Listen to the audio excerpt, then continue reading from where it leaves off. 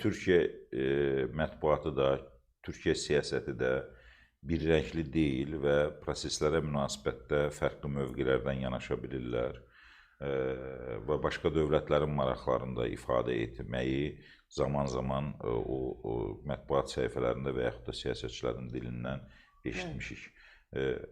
Yaxın Şərqdə və bütövlükdə regionda, Türk dünyasında, Cənubi Qafqazda Türkiyə və Azərbaycanın ortaq mövqeyi və ortaq siyasəti çox dəngələri dəyişmiş kimi görünür və münasibətlər sistemində yeni mərhələ açmış olur. İstər Cənubi Qafqazda Ermənistan-Azərbaycan münasibətlərinin yeni mərhələyə qədəm qoyması və Türkiyənin də burada özəlliklə pay sahibi olması, istər Orta Asiya Cumhuriyyətləri, Türkistan Cumhuriyyətləri ilə Türkiyə-Azərbaycan münasibətləri və Böyük Türk Birliyi istiqamətində atılan addımlar, istər Suriya və yaxud da İraq məsələlərində Azərbaycanla Türkiyənin ortaq mövqe sərgiləməsi və yanaşmalardakı adekvatlıq bəzi dairələri narahat edir və bəzi dairələri narahat etdiyinə görə də çox çalışırlar ki, Azərbaycanla Türkiyə arasında münasibətlərdə bir narazılıq yaransın. Bunda o qəbildən hesab etmək lazımdır.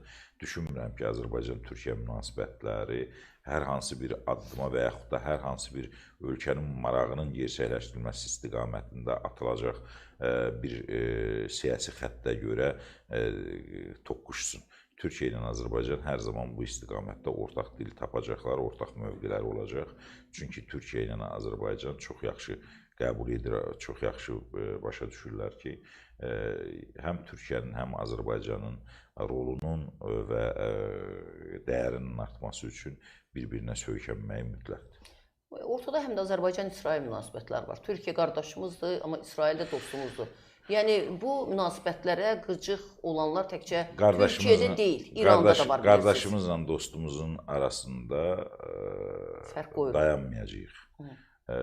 Biz qardaşımızla bir yerdəyik, dostumuz isə qardaşımızla xoş münasibətdə olmağa məcbur edən bir xətt yürüdəcəyik və güman edirəm ki, Azərbaycanın missiyası da uğurlu alına biləcək. Çoxları biraz da bundan narahatdılar. Yaxın Şərq siyasəti Türkiyədə bilir, Azərbaycanda bilir ki, təkcə İsraildən asılı deyil.